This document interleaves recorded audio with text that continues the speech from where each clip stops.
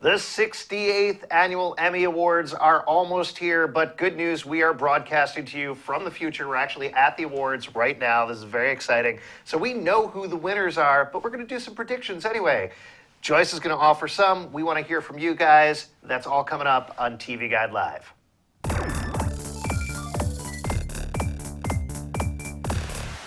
Hi, everybody. I'm Alex Zalbin, managing editor for TVGuide.com, here with our amazing Emmy Awards generator and fantastic editor, Joyce A. Generator. I'm not a machine. All right, I got to stop saying that. I'm sorry. But you are the expert. You're the person who knows everything about Emmys. So we're going to get into your predictions in a moment because you have some really good ones. But we also want to hear from you guys. We want to hear your predictions in the comments on Facebook, facebook.com/TVGuide, or on Twitter, #TVGLive. We'll get to those throughout and at the end of the show, so keep them coming. But let's go over to Joyce. Let's talk about the comedy categories first, okay? We'll start with those. So you just put up an article on TVGuide.com with your predictions and what you think are like the dark horses of the race, right? Yeah. Like the winners and some of them are pretty obvious, like lead actress. If anyone besides Julia Louis-Dreyfus wins, it's going to be a huge shock. And it'll be her 5th in a row. Yeah, so this is for Veep. Yeah. She's won so many times. I know you also put up an article about how they changed the voting, but your feeling, correct me if I'm wrong, is that it hasn't changed that much, right? It's changed, now it's a more popular vote, so it helps, like bigger shows like Game of Thrones and if you're just like a bigger name in general, and this year there was a smaller tweak. They can just check off one winner. They don't have to rank them. It used to be ranked. And Gotcha. that requires a little bit more effort. So, and it also makes it a little bit more of a percentage game, right? Yeah, like the ranked ballot builds consensus because it's you have to have the lowest score, but now in a 7-nominee race, you just need like 14.2% of the vote to win, which is not really a majority. No, that's actually not a majority at all. No. That's usually a minority. So that's lead actress. What about lead actor in a comedy? Who do you think is going to win? I think Jeffrey Tambor will repeat again. He won last year, and I think he's the front runner. But I wouldn't be surprised if like Anthony Anderson from Blackish won either. And he submitted a great episode, Hope. Blacklish's episode about police brutality that was really great earlier this year. Yeah, it's an interesting matchup, I think, there because you have Transparent, which is a comedy that's not the funniest. It's really a drama. Comedy. Yeah, it's really a drama with comedic elements, and then you have an episode of Blackish, which is a comedy that was more serious. So it's almost like they're meeting in the middle there, right? Yeah, definitely. Okay. And I mean, the only reason Transparent is not in the drama race is because the Emmys stipulated last year that if you're 30 minutes, you're a comedy. If you're 60 minutes, you're a drama. Sure, that's not accurate. They need to stop. No, and they're not, and the Transparent producers are not, going to appeal and be like, hey, let us move over to the drama side, because a lot of 60-minute comedies appealed, like Jane the Virgin, to compete in comedy, and they were approved. Gotcha. So. All right, well, let's talk about the big award for comedy. What is going to win comedy series? What's going to win the award? Veep will repeat again. They won last year. They ended Modern Family's 5-year win streak, which made a lot of people very happy because of Mod Fam fatigue. So, and season 5 of Veep was great this year. They lost their series creator last year. He left, Armando Iannucci, and I would argue that season 5 was better. It was like their best season yet. So it would be a very deserving win. Is there any historical precedent for a show going on to win like Veep when they lost their showrunner like that, or to reach more creative highs? The Emmys, I'm sure there are. I can't think of any off the top of my head, but I always think back to West Wing because they won 4 in a row with Aaron Sorkin, and then after he left, after season 4, they stopped winning series. All right, well, so that was the opposite. Yeah, I mean, it'll be interesting to see if they go the Whispering route or they go some other route. Yeah. All right, so that's the comedy categories. Let's talk about the drama categories. Let's start with lead actor in a drama. Who do you think is going to win? I think this is a really interesting race, and because the past 3 winners are gone, Jeff Daniels, Bryan Cranston, and last year Jon Hamm. And you kind of figured it paves the way for Kevin Spacey finally. He has never won an Emmy for anything. He's 0 for 8. He's on his 4th nomination for House of Cards now, and he's up for Series 2 because he's a producer on the show. There he is, right behind us. Yes. Oh, very good. So I think he's the obvious choice, and he's two-time Oscar winner, big-time movie star. But I don't know, I kind of feel like he might just be like the perennial like nominee there, and maybe Rami Malek can sneak in for That the would win. be very interesting. Now, we should talk a little bit about the submission dates or when you can submit until. So, Mr. Robot is running right now, the second season. Yeah, it's still not over yet. Right, it's still not. It's definitely still not over yet. For Rami Malek's nomination, for example, is that going to be just for the first season? Is it for part of the second season? How does that He's work? nominated for the first season because the eligibility period for Emmys is June 1st of one year through May 31st of the following year. So he's nominated for the first season. He submitted the pilot, which was great. And pilots do very well at the Emmys because, like, if people watch them, it sets up the whole show for them. You know, it intros them to everything, the characters, the setting, and so they don't have to jump in at a midpoint if they submit, like, you know, episode 13 or something. Yeah. Yeah. Oh, I was just going to say, I think that would be an interesting thing, particularly because in the second season, without getting into spoilers too much, but Rami Malek is pretty much off the board for most of the season. Right, and that's the thing, because like season 2 was airing during the whole voting period this summer, so voters could, you know, be watching Mr. Robot and checking it out. And I know season 2, I haven't watched it, but it's, you know, It's mixed. Yeah, to put it terribly. So, Yeah. but you know, I've heard like he's still great too. So it's, you know, maybe like, you know, they can just ignore the show. Like maybe they won't vote for the show, but they'll vote for him. Gotcha. All right. Well, hopefully we get to see his big, beautiful eyes at some point during the ceremony. Let's talk about lead actress for a drama. Who's your pick there? I have Viola Davis repeating. I think she has a slight edge over Robin Wright, who has also never won for House of Cards. But I feel like, you know, everyone just loves Viola, and she's so respected.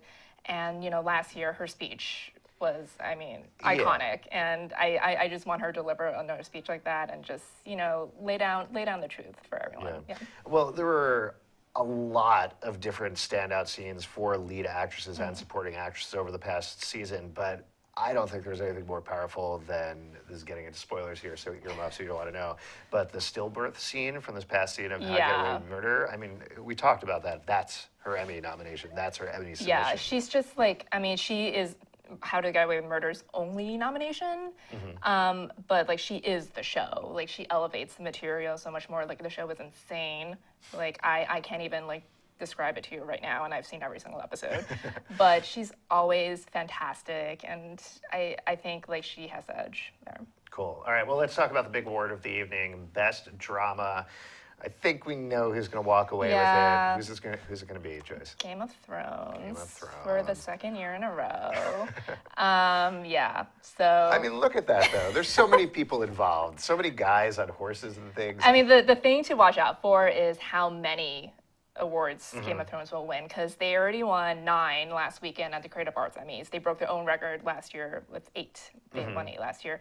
So, and last year, after like both shows, they set the record for most wins for a series in a single year with 12. And this year they could beat John Adams' record with 13 for any program in a year. From a Game of Thrones perspective, it would be really interesting if they won this season, because this is the first season that almost totally breaks away from the books as well. So it's like rewarding originality. Yeah, actually. exactly, in a certain way. So we'll see what happens there. All right, so those are your predictions. Let's talk about limited series very quickly. Again, like the Game of Thrones one, I think this is pretty much a lock for all the awards, but throw it out there. What's the surprising pick? Surprising pick. Well, I mean, it'll be all juice all the time, basically. Yeah, I mean, People versus O.J. Simpson, that's going to dominate all of the categories. Can you run down them really quickly? Who's going to actually win the awards? So that will win limited series. And then Sarah Paulson should finally win her first Emmy for lead actress. Marsha. Yeah. Yeah. Yeah, I mean, again, we were just mentioning this with Viola Davis, but that was another one of those standout moments where it's unforgettable. I am kind of worried if like she somehow does not win that, because she's a double nominee for American Horror Story Hotel, and like if she wins for Hotel and not Juice. I think there would be riots in the streets. Yeah. Something like that. She needs to win that, and like, you know, luckily for her, she's not competing against any other OJ actress in the category. Unlike lead actor, it's Courtney B. Vance versus Cuba, and then supporting, it's three of them: Sterling K. Brown, David Schwimmer, and John Travolta. Yeah, there so could be one of some our vote editors, splitting. Liz Raftery, is a Yes. huge fan of Sarah Paulson. What is Yes. she going to do if Sarah Paulson wins? I don't know. Well, you have to report back to me because I'll be in the press tent at Oh, the right. Emmys. Yeah. So I mean, like you can like live stream it for Sure. us. Yeah. All right, so please check out our TV Guide Periscope or something like that. Where We'll be, have like 4 cameras on Liz. Yeah, exactly. Just watching her all night. We're not actually doing any other coverage of the Emmys other than watching. It's just Liz's Liz reaction. Rafter reacts to Sarah Paulson's Emmy win. Perfect. That's a joke, by the way. We're going to have lots of coverage. Last thing before we move on to your guys' questions, and please keep sending them in. Facebook.com/TVGuide, #TVGLive on Twitter. Any particular things to watch out for? Any dark horses or any snubs that we expect are going to happen? I would love it if the Americans could win something, Mm-hmm. anything. Well, they already won for Guest Actress for Margot Martindale last weekend for her Which 90-second appearance. Well, it's a wonderful 90 seconds. Yeah, I mean, last year she won for 2 minutes. This year, 90 seconds. So next year will be 60 seconds. There we Obviously. go. Eventually, she'll just show up for one frame of Yeah. film. Yeah, but Americans is up for writing, lead actress and actor for Kerry Russell and Matthew Rhys, and drama series finally. And I actually think the plurality vote now can help the Americans because they don't need to rank them. So like if no one has seen it, they can't put it at 7th If anymore. you- But people who love it can just tick off Americans. Sure. If you had to pick one win for the Americans, what do you think it would actually get? What do you think is feasible? I think Kerry Russell is feasible. I think I mean, she's worked in the industry for a really long time, and you know, she was fantastic last season too. So Yeah, well, hopefully Ben would show up to congratulate her if that happened. That was a Felicity joke, you guys. All right, let's move on. I was Team Noel. You were so, Team Noel? yeah. I mean, everybody was Team Noel. Nobody was Team Ben. He's a meathead. All right, let's move on to the questions and comments you guys have been sending in, and keep them coming on Facebook.com/TVGuide, #TVGLive on Twitter. I'm going to slightly lean off camera here to look at my laptop. That's where my arm is going, in case you're wondering. Johnny on Facebook asks, what hope does the Americans have at winning anything major? So, I mean, we talked about that a little bit, but does it actually have hopes, or is this just a TV critic's hopes? I'm trying not to do what I call a hope diction, where I predict something I hope is going to happen. Yeah. But I do think it has a chance, and I think, like I said before, you know, the rule tweak this year with just checking off one name can help them. So, and who knows, maybe like we've guilted, like all of us have guilt-tripped the Emmy voters enough. You know, that's how they got 5 nominations this year in big categories, and maybe they'll actually vote for them for the win. Who knows? Yeah. I mean, and if not, we can chop them up and stuff them in a Yeah. suitcase. Will on Twitter asks, did Hiddle Swift help or hurt Tom's chances at the Emmys? That's a great question. Yeah, well, I don't think he had a chance anyway. Right. He's nominated for the Night Manager in lead actor in miniseries or TV movies. Yeah, so, I hope he wears that I Love TS shirt, but augments it in some way, so it's like TS Yeah. Elliott. I was actually pretty upset that they broke up before the Emmys because I thought that was going to be like their big coming out party, you know, so. That would have been kind of interesting. I mean, Taylor Swift is known for dancing in the stands at award ceremonies, so I don't know what she would have done at Emmys, actually. Yeah. but it And would have she's been- an Emmy winner too, because she Yeah. won, for her like interactive like Taylor Swift experience. Right, yeah. Yeah. That was a fun experience. Rachel on Facebook asks, how much will Sarah Paulson cry during her speech? Okay, so you were at the TCA Awards I last month was. with me, and she gave it wasn't broadcast for the public, unfortunately, but she gave a very emotional speech. And I think there will be tears, and it'll be very heartfelt. It'll probably be pretty long, too. Yeah. Yeah. She seems, and this is from never having interviewed her, she seems like an honestly really wonderful human being, Yes. just based on having watched her on stage a couple of Yes, times. and when she wins, she and Holland Taylor will be an Emmy-winning couple. Aw, that's so sweet. All right, Dan on Twitter asks, how many awards will People v. OJ win realistically? So we talked about they're going to lock up the limited series category, Yeah, but they're Sarah up for... Paulson. I think Sterling K. Brown can pull out supporting actor. Mm-hmm. I will watch out for Hugh Laurie, who has also never won an Emmy before. Mm-hmm. And I have Courtney B. Vance beating Bryan Cranston in lead actor right now. So that's 4. And it'll probably be winning directing. They have a couple nominated directing and writing. So they could sweep like those 2 categories too. So Yeah. the answer is a bunch. Yes. All right. Well, we'll see what It could be happens. everything in limited series except supporting actress, only because they have nothing nominated there. Yeah. Nicole on Twitter asks, which show will win the most awards? Game of Thrones. Game of Thrones. Yeah. So they're up for 23, is that right? Yes, and they won 9 last weekend. Oh, just 9? Yeah, just Lame. 9. Yeah, Lame. but remember they're nominated against themselves multiple times. They have 9 nominations across 5 categories on Sunday. Okay. So they need 14 for the solo record. Do you think they'll make it? I mean, they need to make it to 14 for the solo record. Right. I think, I mean, drama series, it could win supporting actor for either Peter Dinklage or Kit Harington. It could win supporting actress. Kit Harington? Yeah. I mean, that would just be like complete, like, oh my God, Jon Snow last season. I like effing loved it. Sure. You know? Sorry, just to check because I'm not totally familiar. Is he nominated for Best Sourpuss? Unfortunately, no, but maybe next okay. year they can add Sure, a they new can add a category. category. Yeah. All I know right. it's not the most complex of roles.